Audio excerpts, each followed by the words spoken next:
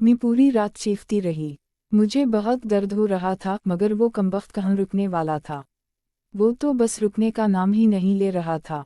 मैं इसे मना करती रही लेकिन वो ना रुका। वो तो अपनी ही मस्ती में मगन था। इसने अपनी पूरी ताकत लगा दी और मेरी चीखें निकल गईं। अब मेरी हालत बहुत ख़राब हो चुकी थी। हेलो दोस्तों, मेरा नाम रिया है। मेरी उम्र 26 साल है। मैं एक जवान और पुरकशिश लड़की हूँ। मेरा फिगर 33, 27, 36 है। मेरा रंग गोरा है, लंबे काले बाल हैं जो कमर तक लहराते हैं। बड़ी बड़ी काजल लगी आँखें जो किसी को भी अपना दीदा बना दें। और वो कमर जो मटक मटक कर चलती है तो सबकी सांसें रुक जाती हैं। लड़के मुझे देखते ही फिदा हो जाते हैं। सीटियां मारते हैं, अंक मारते हैं और दिल ही दिल में सोचते हैं कि काश मैं इनके साथ होती। मेरे कूल्हे थोड़े भरे हुए हैं। चलते वक्त एक दूसरे से टकराता हैं और हर कोई इन्हें देखकर ललच जाता है, जैसे कोई मखमली ख्वाब हो। मैं बहुत शौक और चुलबुली हूँ। शरारतें करना और मजाक करना मुझे बहुत पसंद है। और जब मैं मुस्कुराती हूँ तो लगता है जैसे चांदनी बिखर गई हो। तो दोस्तों, अगर आप इस चैनल पर नए हैं तो सब्सक्राइब करना मत भूलिए। बेल आइकन दबाना भी ना भूलिए। लाइक और शेयर ज़रूर कर दीजिए ताकि ऐसी मीठी मीठी कहानियाँ आप तक पहुँचती रहें। अब आइए कहानी शुरू करते हैं। ये उस वक्त की बात है जब मेरे छोटे भाई की शादी हुई थी। शादी के इन्हीं दिनों में पहली बार मैंने अपने भतीजे यानी मेरे भाई के बेटे आरू को इतने करीब से देखा। आरू 22 साल का था और कॉलेज में पढ़ता था। लंबा कद, फिट जिस्म, चूड़ी छाती, मजबूत बाजू और वो मुस्कुराहट जो दिल को छू कर गुजर जाती थी, जैसे कोई जादू हो। वो मुझे बुआ कहकर बुलाता था, लेकिन इसकी नज़रों में कुछ अलग ही चमक थी। एक ऐसी चमक जो शरारत और चाहत दोनों से भरी हुई थी। मैंने सोचा, वाह, ये तो बहुत हैंडसम हो गया है। जो पहले छोटा सा बच्चा था अब एक जवान लड़का बन चुका था। मैंने फौरन सोच लिया कि थोड़ी सी छेड़छाड़ तो बनती है, आखिर बुआ हूँ इसकी। शादी की रसूमात के दौरान जब वो मंडप के पास आया तो मैंने चुपके से उसकी तरफ देखकर आंख मारी और मुस्कुरा दी। वो थोड़ा सा शर्मा गया, उसके गाल सुर्ख हो गए मगर फिर हंस पड़ा। मैं इसके पास जाकर बोली, अरे भतीजे, बुआ को पहचाना नहीं किया? इतनी दूर से क्यों देख रहे हो? वो बोला, बुआ जी आप तो और भी खूबसूरत हो गए हैं, पहले से कहीं ज्यादा। मैं हंसते हुए बोली, अच्छा, तो फिर बुआ को एक हक तो दो, देखूं कितना बड़ा हो गया है मेरा शैतान। वो थोड़ा हिचकिचाया मगर मैंने इसे खींचकर हल्का सा गले लगा लिया। इसका लमस महसूस होते ही मेरा दिल तेजी से धड़कने लगा। उसकी जिस्म की गर्मी जैसे मेरे अंदर उतर गई हो। शादी के बाद कुछ महीने गुजर गए।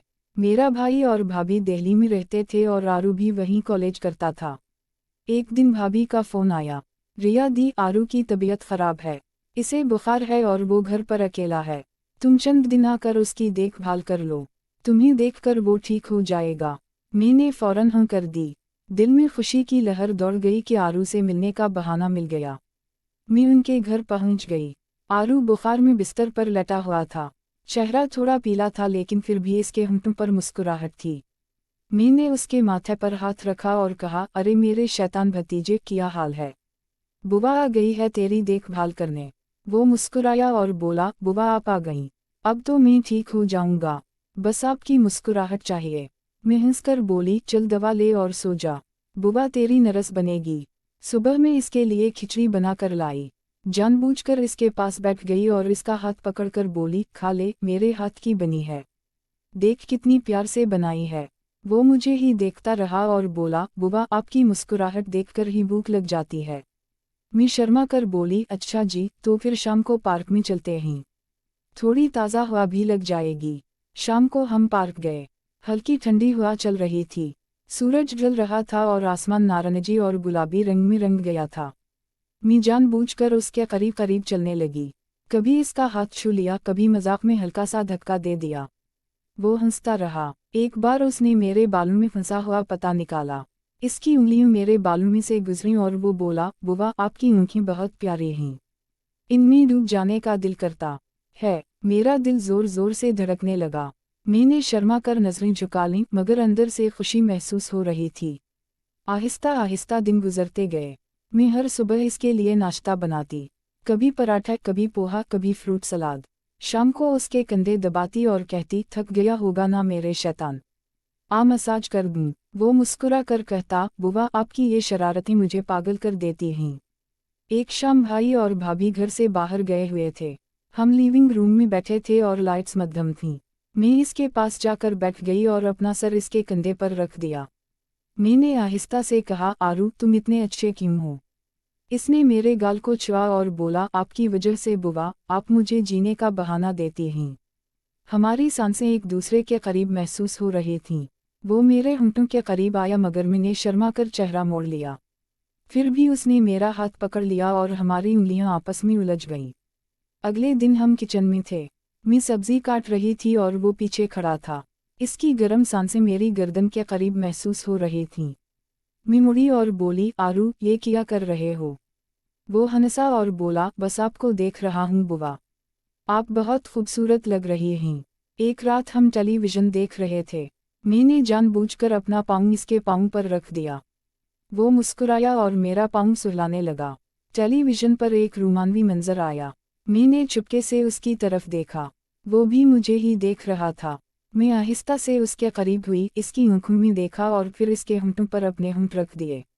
वो बोसा इतना गहरा और मीठा था कि जैसे वक्त रुक सा गया हो। इसने मुझे मजबूती से अपनी बाहों में ले लिया। इसके बाद हमारे दरमियान क़ुर्बत बढ़ती गई। छोटी छोटी शरारतें, लमस और लंबी बातें। वो रोज़ मेरे लिए फूल लाता और चुपके से मेरे कमरे में रख देता। साथ एक पर्ची भी होती, आई लव यू बुआ हमेशा। मैं इसके लिए ख़ास खाना बनाती। कभी मोमबत्ती की रोशनी में हम दोनों साथ बैठते। एक रात बारिश हो रही थी। हम बालकनी में खड़े थे। बारिश की बूंदें हमारे चेहरों पर गिर रही थीं। इसने मुझे अपनी बाहों में ले लिया और बोला, बुआ आपके बगैर सब अधूरा लगता है। आप मेरी दुनिया हैं। हम एक दूसरे के बहुत करीब थे और बारिश की आवाज़ के दरमियान हमारी सांसें मिल रही थीं। एक सुबह जब वो सो रहा था तो मैंने चुपके से इसके गाल पर बोसा दिया और उसके कान में सरगोशी की, मेरा प्यारा भतीजा, मेरा सब कुछ। वो मुस्कुरा कर जाग गया और मुझे अपनी बाहों में खींच लिया। हम दोनों बिस्तर पर लेटे रहे। इसकी उंगलियां मेरे बालों में खेल रही थीं और मैं इसके सीने पर सर रखे इसकी धड़कन सुन रही थी। एक दिन हम छत पर गए। सूरज ढल रहा था और सुनहरी रोशनी चारों तरफ फैल रही थी। मैंने उसकी गोद में सर रख दिया। वो मेरे माथे पर बार बार बोसा देता रहा। हम घंटों उसी तरह बैठे रहे। एक शाम मैंने उसे सरप्राइज दिया।